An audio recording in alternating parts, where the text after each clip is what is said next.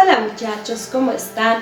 Me da mucho gusto poder comunicarme nuevamente con ustedes el día de hoy para continuar la explicación de aquel tema que hemos iniciado referido a la fonética y fonología del castellano.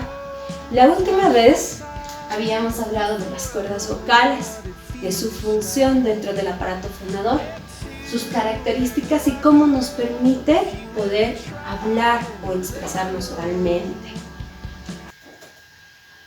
Hoy vamos a hablar sobre los articuladores activos y los articuladores pasivos dentro del aparato fonador. Se denomina articuladores activos a todas aquellas partes de nuestro aparato fonador que están en constante movimiento cuando nosotros hablamos o nos expresamos oralmente. Y son los labios, la lengua, la mandíbula inferior y la úvula.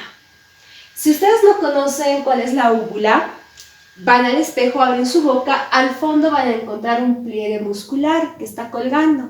Precisamente esa es la úvula, conocida también como campanilla.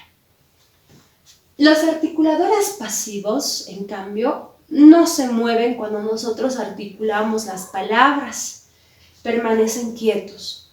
Y están los dientes incisivos superiores, la protuberancia alveolar. Si no conocen cuáles son los alvéolos, pues precisamente se ubican detrás de los dientes incisivos. Ahí atrás con la lengua, pueden sentir, están los alvéolos.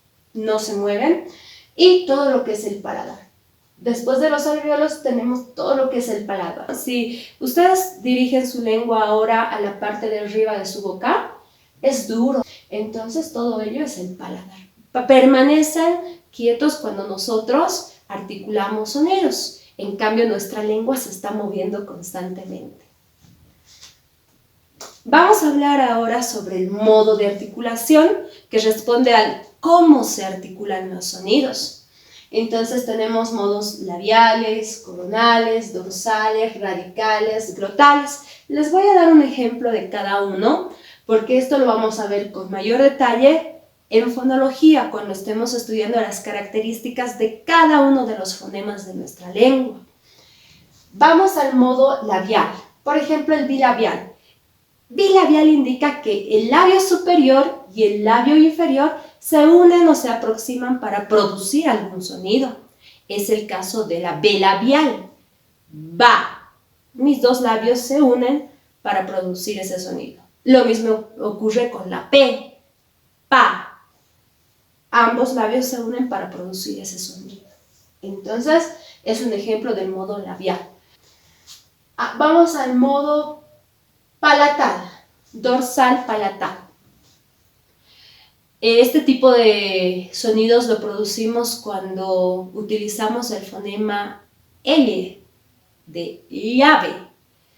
Nuestra lengua se dirige hacia el paladar, entonces es un sonido palatal.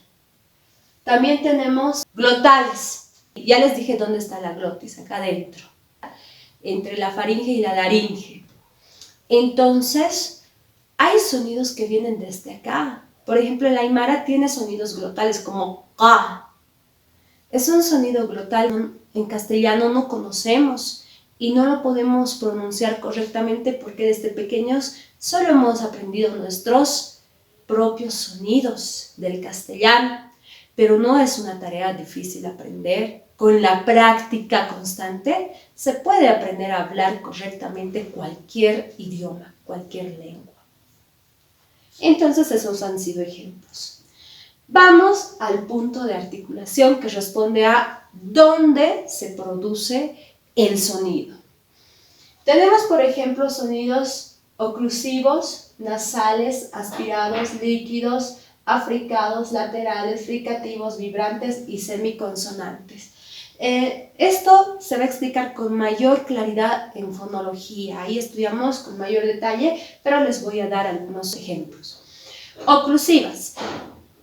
Oclusivo significa que para producir un sonido tiene que haber un choque. Por ejemplo, la P es oclusiva porque los labios se aproximan y chocan. P. En cambio, el aspirado nos dice que dos partes de nuestro tracto vocal se aproximan pero no chocan, solo se aproximan y el aire sale. El caso de sa. ¿Ya? Entonces, esos son algunos ejemplos que se puede dar por ahora, porque después vamos a ver con más detalle.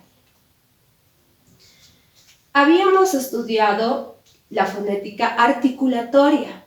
Ahora, como B.2, vamos a estudiar la fonética acústica. La fonética acústica no se va a centrar ni en el emisor ni en el receptor, sino en la fonación, en el proceso de fonación, es decir, en los sonidos que han salido de los labios del emisor. Vamos a estudiar esos sonidos desde la fonética acústica. Se apoya también en lo que es la física, que estudia los sonidos.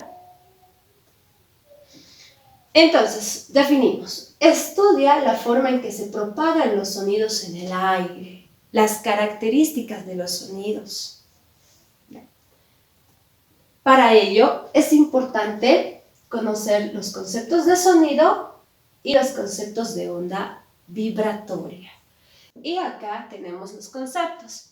El sonido, dice, es la sensación producida en el órgano del oído por el movimiento vibratorio de los cuerpos transmitido por un medio elástico como el aire. Vamos a explicar un poquito con nuestro caso de seres humanos. Ese movimiento vibratorio se produce justamente en las cuerdas vocales. Por eso les decía que son muy importantes esos órganos. Se produce el movimiento vibratorio y sale por la garganta, por la faringe, hasta llegar a la cavidad bucal. En la cavidad bucal es donde se le da una forma, por ejemplo, de ta, pa, ko. De esa manera se produce ese sonido. Le damos una forma en la cavidad bucal y de ahí sale por el aire y llega hasta el receptor, hasta los oídos del receptor. Precisamente a ello, a esa sensación, se le denomina sonido. Lo mismo ocurre con el bombo. Golpeamos el bombo, vibra, y ese sonido sale y se aproxima a nuestros oídos, ¿no? Entonces, es esa sensación producida por ese movimiento vibratorio. Vamos a ir a lo que son las ondas vibratorias. Dice, es la vibración o el movimiento repetido de un agente sobre un cuerpo que se encuentra en reposo o en movimiento. En nuestro caso, el movimiento vibratorio lo producen los pliegues vocales. Y ese movimiento sale y nuestros labios, nuestra cavidad bucal se mueve para producir los sonidos. Ahora tenemos también propiedades del sonido. Tiene 4 propiedades. Tanto el sonido humano, las palabras, como también el sonido que no es humano, como los instrumentos, sonidos de diferentes aparatos, movimientos, sonidos naturales de la naturaleza y de otros seres vivos. Tienen 4 propiedades. La primera propiedad es la intensidad, que se refiere a cuán fuerte o débil es un sonido. Nuevamente, la intensidad se refiere a cuán fuerte o débil es un sonido. Mientras más débil, la amplitud es menor. Mientras más fuerte, la amplitud es mayor. ¿De acuerdo? Estas son intensidades débiles, medias e intensidades fuertes de sonido. ¿Cómo se mide la intensidad? En decibeles. Y a continuación les voy a dar ejemplos de nuestro vivir cotidiano. A ver, 140 decibeles es un sonido demasiado fuerte, es el umbral del dolor. Si nosotros nos enfrentamos a esa intensidad de sonido, nuestros oídos incluso podrían llegar a sangrar. ¿Por qué? Porque se han dañado muchas partes de todo nuestro aparato auditivo. Es el umbral del dolor. Duele escuchar un sonido tan intenso. 130 decibeles podemos comparar con el hecho de que un avión esté despegando, es muy fuerte también. 120 decibeles, el motor de un avión que está en marcha, ¿no? También un sonido muy fuerte. 110 decibeles es, por ejemplo, cuando vamos a un concierto, el sonido que producen los parlantes, esos parlantes gigantes, ¿verdad? Entonces es un nivel de sonido muy alto todavía. 100 decibeles, la perforadora eléctrica, el taladro. No sé si alguna vez han escuchado que el papá está perforando la pared para poner un clavo, para poner las cortinas. Entonces, más o menos tiene una intensidad de 100 decibeles. 90 decibeles, el tráfico en la ciudad, las bocinas constantes. 80 decibeles, un tren. 70 decibeles, una aspiradora. 50 a 60 decibeles, la aglomeración de gente. Cuando hay mucha gente en un lugar, escuchamos entre 50 y 60 decibeles en intensidad. Una conversación con alguna persona, 40 decibeles. Es decir, esto acuérdense bien, cuando hablamos con alguien, por ejemplo, ahora yo me estoy comunicando con ustedes, estoy utilizando una intensidad de 40 decibeles. 20 decibeles cuando estamos en la biblioteca y nos dicen silencio. 10 decibeles, el ruido del campo, el movimiento de las hojas de los árboles, el viento. Y 0 decibeles es el umbral de la audición, es decir, el silencio. Estos niveles, a partir de los 110 decibeles, para nada son aconsejables. De los 110 para arriba, para nada son aconsejables por el bien de nuestro aparato auditivo. Nos puede provocar la sordera y otro tipo de daños. Y con esto ya va a estar más claro lo que es la intensidad del sonido. Esa es la primera propiedad. Vamos a la segunda, el tono. Hay dos tipos de tono, o en general dos clases de tono. Los sonidos o los tonos agudos y los sonidos o tonos graves. Ustedes ya saben que los varones generalmente se comunican con tonos graves y las mujeres nos comunicamos con tonos agudos. Esa es la diferencia. En el tono podemos ver tonos graves y tonos agudos. Tercera propiedad, el timbre.